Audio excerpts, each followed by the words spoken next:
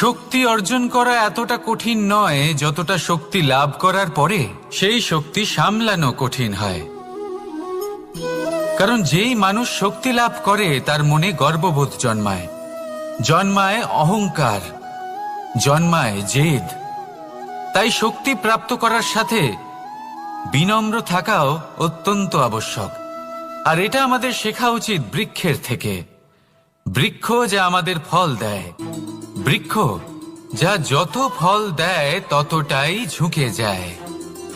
আমরা পাথর মারি ওই বৃক্ষের থেকে ফল প্রাপ্ত করার জন্য। সেই পাথরের মার সহ্য করেও বৃক্ষ আমাদের ফল দেয়। কোনো গর্ববোধ নেই, কোনো অহংকার বোধ নেই। আর সেই জন্য এই বৃক্ষের পুজো